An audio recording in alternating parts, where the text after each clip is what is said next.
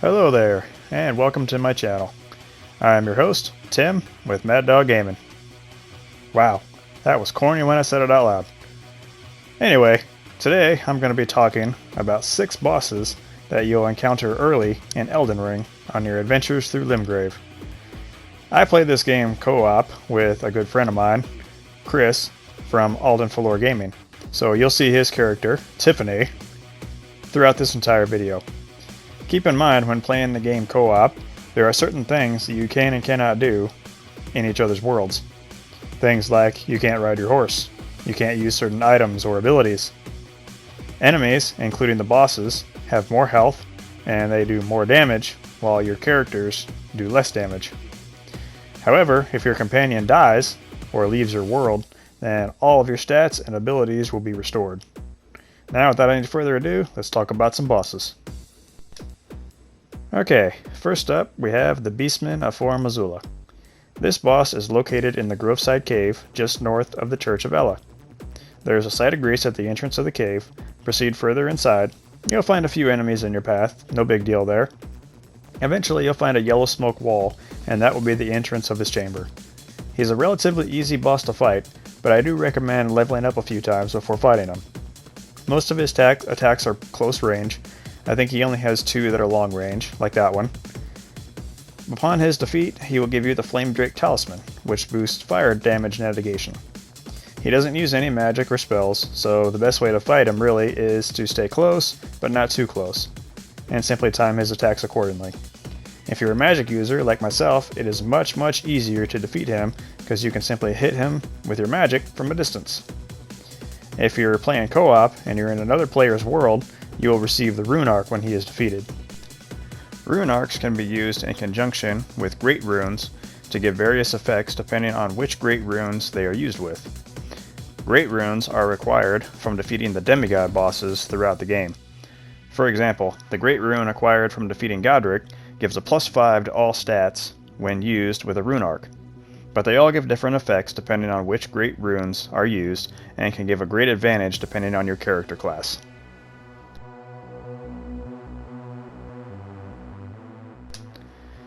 Okay, next up we have the Erdtree Avatar.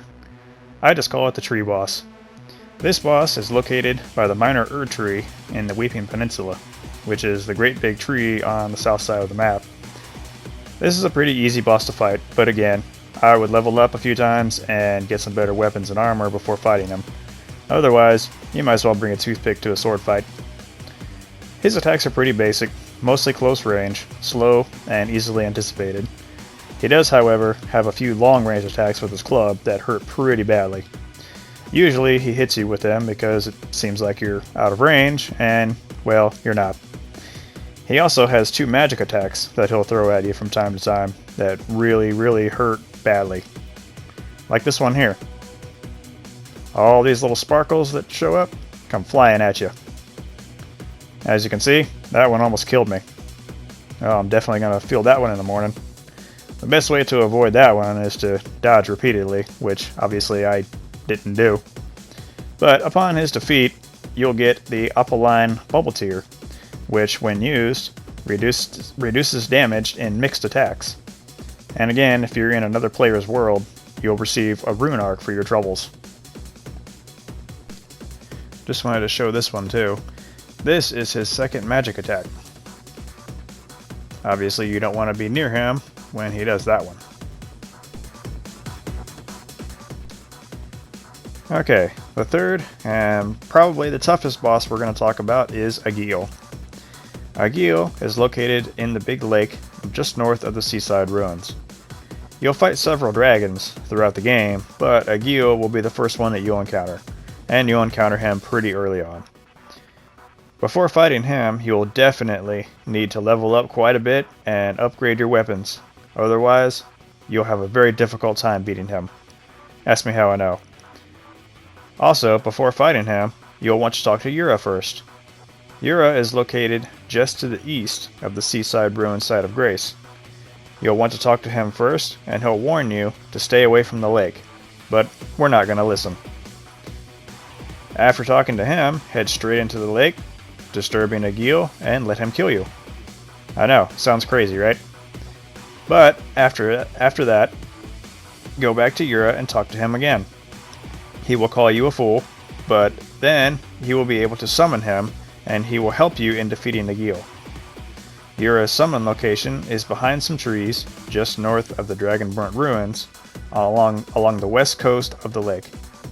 Keep in mind, if you do summon Yura to fight, he does help a great deal, but you won't be able to ride your horse. You have to fight on foot. Agheel has a wide range of attacks, most of which are when he's in the air. He flies overhead, breathing fire down. He'll jump into the air, flying backwards, breathing fire down. While he's in the air, he will also try to come crashing down on you. I think that one is his personal favorite. When he's on the ground, he can stomp on you, he can bite at you, he can hit you with his wings, and he has a very powerful tail swipe. And of course, he can still breathe fire. But upon his defeat, you will get the Dragon Heart, which allows you to gain the power of the dragon at the Dragon Communion Altar.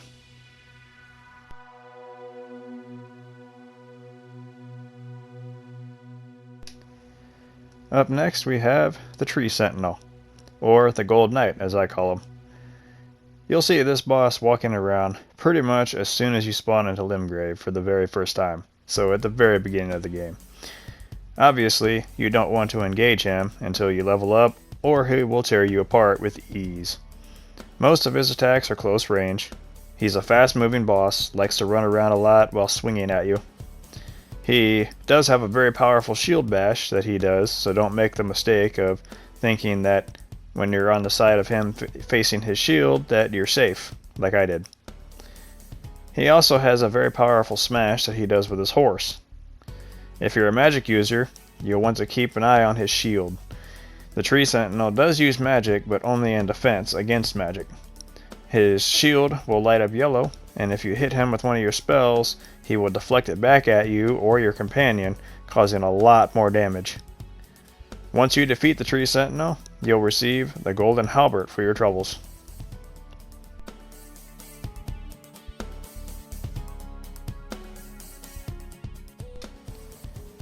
Next, we have the Erdtree Burial Watchdog. This boss is located at the bottom of the Cliff Bottom Catacombs. It's a pretty easy boss to defeat. He doesn't move around very much or very quickly. His attacks are slow and easy to anticipate. All of his attacks are close range, except for a lunge that he does with his sword, right there.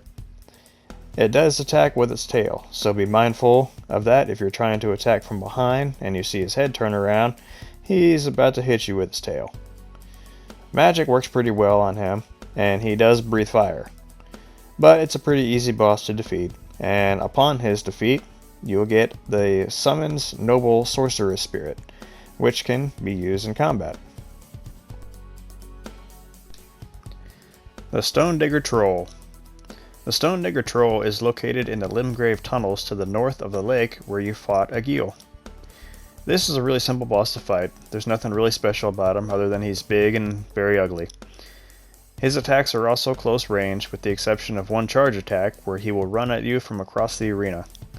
But other than that, fighting him is just like fighting any other troll on the map.